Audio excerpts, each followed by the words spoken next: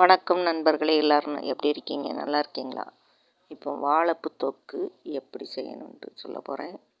வாழைப்பூ நல்லா மேலே உள்ள நெட்டெல்லாம் நல்லா கலட்டி எடுத்துகிட்டு இந்த பருவத்தில் வச்சுடுங்க. பூவு அந்த இளம்பூ எடுத்து வச்சுடுங்க. அதையும் பொடிசாக நறுக்கி வச்சுக்கலாம். அதில் ஒரு நீளமாக குச்சி இருக்கும், அதை எடுத்துடணும். ஆனால் இருக்குது பார்த்திங்களா, அதுதான் இந்த குச்சி போட்டாலும் வேகாது, தொண்டைக்குள்ளே சிக்கிடும். அதை எடுத்து விடணும்.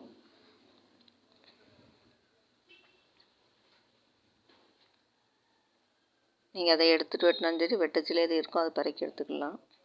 அப்புறம் நம்ம அரிசி களைஞ்ச தண்ணி வச்சுக்கிடணும். அதில் இந்த பூ அள்ளி போட்டுக்கணும் வெட்ட.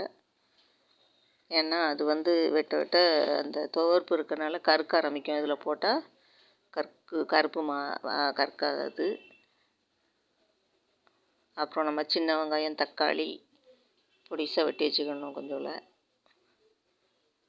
அப்புறம் தேங்காய் கூட கொஞ்சம், சோம்பு, பெருஞ்சீரகம் போட்டு நல்லா அரைச்சி வச்சுக்கிடணும். அப்புறம் குக்கரில் தான் வைக்கணும். அதை குக்கரில் எண்ணெய் ஊற்றி கடுகு சீரகம் போட்டு தாளிசம் பண்ணி வெங்காயம் தக்காளி வெட்டி வச்சுருக்கதை அதில் போட்டு வதக்கணும்.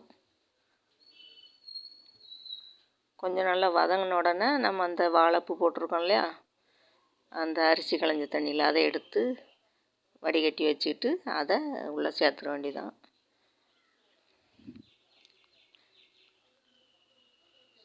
வதக்கி கொஞ்சம் தண்ணி ஊற்றி வேக வச்சு மூடி வச்சிடணும். கொஞ்சம் வெந்த உடனே அதை கிளறி விட்டுட்டு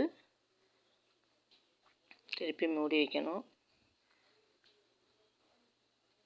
அப்புறம் அந்த அரிசி களைஞ்ச தண்ணியை நம்ம கீழே ஊற்றாண்டாம். இது நல்லா சத்து இருக்குது, அதை ரோஸ் செடிக்கு ஊற்றிடலாம்.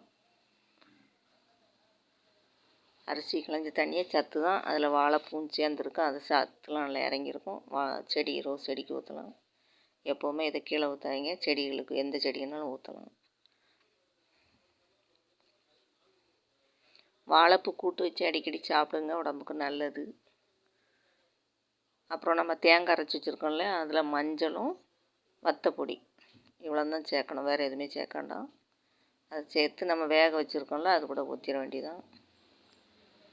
சிம்பிளான வேலை. ஊற்றி நல்லா கிளறி விட்டு, நம்ம ஏற்கனவே வாழைப்பூ அவிய போடும்போதே தக்காளி வெங்காயம் வதக்கும் போதே கொஞ்சம் உப்பு போட்டிருப்போம்.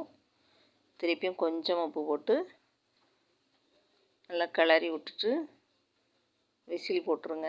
ஒரு 5 விசில் இருந்தால் தான் நம்மளுக்கு நல்லா பச்சை வடையும் போகும், நல்லாயிருக்கும். வாழைப்பூ தொக்கு ரெடி ஆயிடுச்சு. நம்ம குழம்பு வைக்கணும் தேவையில்லை, இதை வச்சு சாப்பிட்றலாம். இறச்சி கூட்டு மாதிரி இருக்கும். சிக்கன்லாம் எடுத்து சாப்பிட்றதுக்கு இப்படி வச்சு சாப்பிடுங்க. சிக்கன் சூடு, உடலுக்கு நல்லது கிடையாது. இது உடலுக்கு நல்லது, ஆரோக்கியமாக இருக்கும். கால்சியம் சத்துலாம் நல்லா இருக்குது. அதனால் அடிக்கடி இதை வச்சு சாப்பிடுங்க. வாரத்துக்கு 2 முறையாக வச்சு சாப்பிடுங்க. பிடிச்சிருந்தால் லைக் பண்ணுங்கள், ஷேர் பண்ணுங்கள், சப்போர்ட்